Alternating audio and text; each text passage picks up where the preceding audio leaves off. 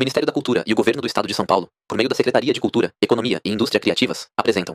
O logo verde da São Paulo Escola de Dança aparece centralizado sobre um fundo preto. Palestra O Produtor e suas múltiplas ações. Direção Artística e Educacional, Inês Bogé. Superintendência Educacional, José Simões. Coordenador de área, Júnior Oliveira. Coordenador de curso, Felipe do Amaral. Felipe do Amaral fala... Ele é um homem branco de cerca de 30 anos. A palestra acontece de forma remota. Todas as pessoas que serão descritas estão interagindo em ambiente virtual. Cerca de 10 alunos estão reunidos em uma sala da São Paulo Escola de Dança, assistindo a palestra juntos. O produtor e as suas múltiplas funções. Muito obrigado, Jomar. Segue com você. Maravilha, Felipe. Vamos lá, vamos em frente, então, uma breve apresentação aí falando de mim, né? Então, por isso eu coloco aqui produtor, gestor, professor, coreógrafo, além de... O docente Jomar Mesquita fala. Ele é um homem pardo de cerca de 40 anos, com cabelo e barba curtos e grisalhos. Ele usa uma polo cinza. Durante a palestra, ele apresenta slides ilustrativos, que são usados como direcionamento. Esses slides são explicados pelo próprio docente. Em administração, na Fundação Dom Cabral, é um programa que se chama Gestão Contemporânea das Organizações, e lá eu desenvolvi um projeto de pesquisa totalmente baseado nas artes e na gestão cultural, né? E aí, a gente pensa em duas palavrinhas que são fundamentais aqui para a nossa temática, que é o quê? Interface. O que é interface, né? Se a gente for pegar o significado formal aí do dicionário, é um elemento que proporciona uma ligação física ou lógica entre dois sistemas ou partes de um sistema que não poderiam ser conectados diretamente. Opa! O que nós estamos falando disso aqui numa aula de arte, numa aula voltada para pessoas cujo interesse principal é a dança, eu imagino, né? Por quê? Porque o produtor cultural, o gestor cultural, essa vai ser a sua principal função, né? Como o próprio título da palestra já nos induz a pensar. Ele faz um trabalho de tradução. Tradução de quê? Das várias linguagens que o produtor cultural, ou das várias linguagens que esses diferentes stakeholders, ou esses diferentes atores aqui, nesse contexto de trabalho do produtor cultural, o produtor tem a função de fazer a interface, ou de fazer a tradução das diferentes linguagens, entre o quê? Artistas e profissionais da cultura, público, poder público, espaços culturais, empresas patrocinadores, mídia. No caso do gestor cultural, olha só, mudando de slide aqui, a gente vai ver que é praticamente igual, né? Vamos ver se vocês percebem as diferenças que são colocadas aqui no diagrama. Ó. Gestor cultural, ele também vai fazer o mesmo trabalho, só que tem uma diferencinha aqui. Muitas vezes ele vai poder ser o gestor cultural também, que em vez de trabalhar com um grupo de arte e cultura, ele vai trabalhar no poder público. O gestor cultural, ele pode ser um gestor cultural de uma secretaria de cultura, ele pode ser o gestor cultural de uma empresa patrocinadora, assim como ele pode ser o gestor cultural de um espaço cultural também. Mas ele também tem essas funções de interlocução, de interface, de tradução. E aí, então, fica a pergunta, diante disso, apesar da gente já ter visto aí algumas pequenas diferenças, o que vocês acham? Que o produtor e o gestor cultural, então, eles têm a mesma função? É a mesma coisa?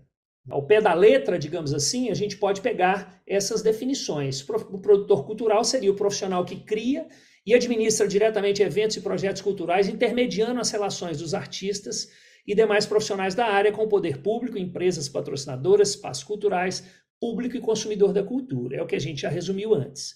O gestor amplia um pouquinho essa definição, né? O profissional que administra grupos.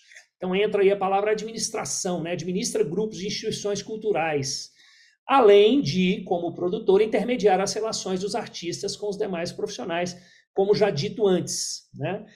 Quais seriam, então, as funções do produtor cultural e ou do gestor cultural? Prever, organizar, comandar, coordenar, controlar.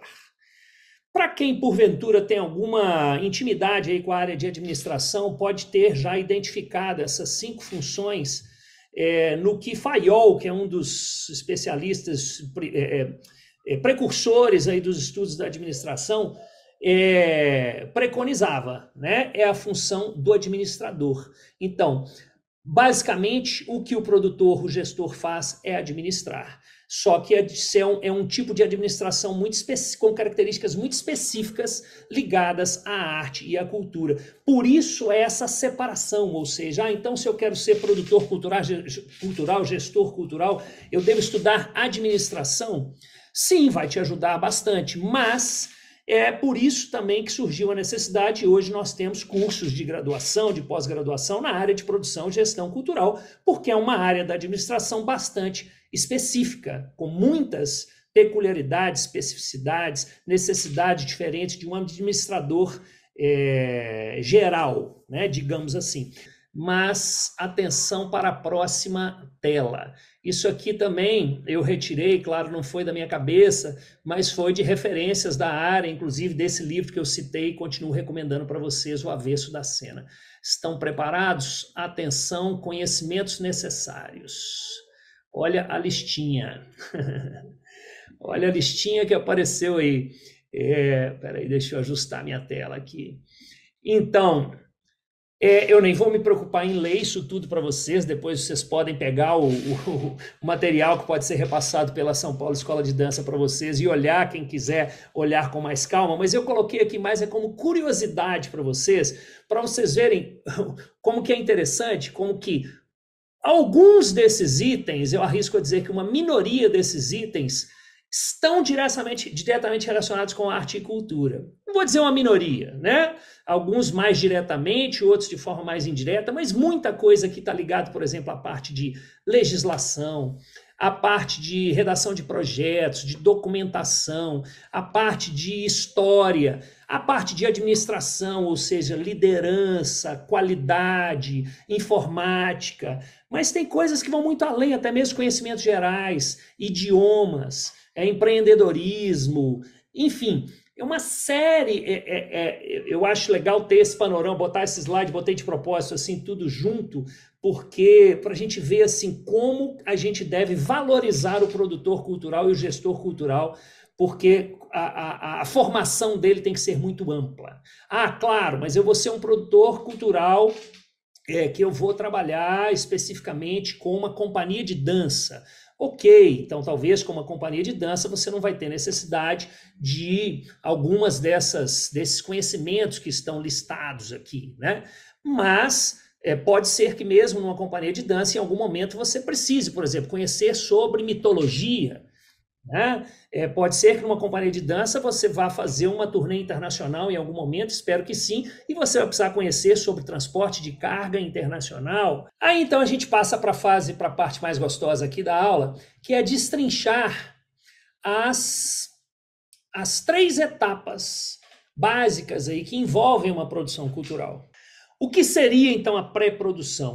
Basicamente, são essas 7 perguntinhas que envolvem todo o trabalho de preparação e planejamento para qualquer coisa que a gente vai fazer, né?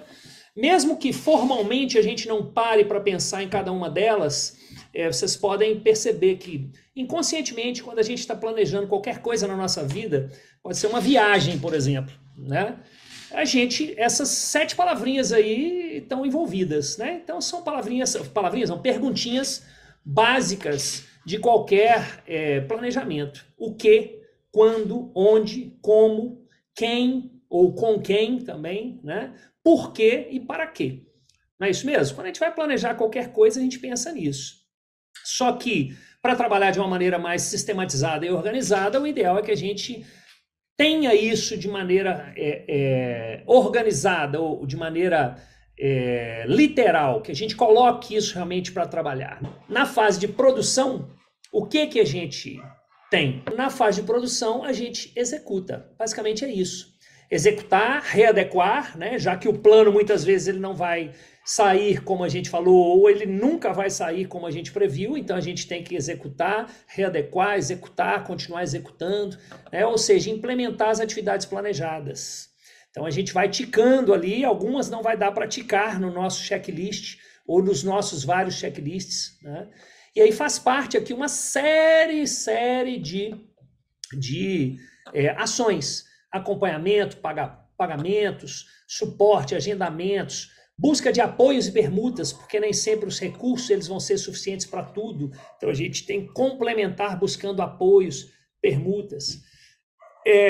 Manutenção geral, né? Não só de equipamentos, imagens de divulgação, logística, cortesias para patrocinadores, convites para as pessoas participarem de ensaios, apresentações, tempos de montagem, isso ali, né, para o dia a dia ali do teatro, ser bem criterioso com a montagem da equipe, com essa questão dos tempos, né, montagem de cenário, montagem de iluminação, ensaios, etc.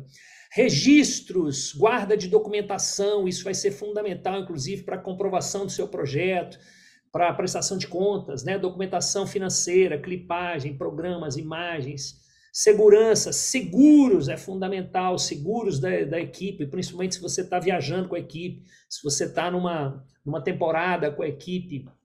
Lista de agradecimentos, aliás, fica a dica, durante a execução do projeto, às vezes a gente vai, a execução do seu etapa de criação ali, você vai passando por várias pessoas que te apoiaram, que te ajudaram, que merecem o crédito ali no programa, que se você não vai fazendo uma listinha durante, você esquece, né? Então vai fazendo essa listinha para depois você colocar ali no programa aquela parte que é tão legal, tão bonita ali, agradecimentos, né? E você cita aquelas pessoas todas que te ajudaram, independente de contrato, independente de patrocínio, etc. Ou seja, essa listinha aqui é para se dar conta, como o próprio título da aula diz, né, do quanto o produtor ele é um verdadeiro faz-tudo. E a gente vê isso na literatura, a gente vê isso nos depoimentos de produtores aí, produtores de anos de trabalho, produtores super renomados na área, o quanto eles falam. Já tive sim que pegar a vassoura e varrer o palco, né? Quando não tinha alguém para isso, eu tive que fazer isso. Então o produtor ele faz isso e faz outras coisas muito inusitadas. E aí, para finalizar, vem a pós-produção. Né? O que seria a pós-produção? Que alguns produtores citam como a parte mais chata. É a parte em que muitas vezes é mais solitária, que você já tem a equipe muito reduzida, é que a parte artística já finalizou e que você precisa agora cuidar da parte burocrática, né?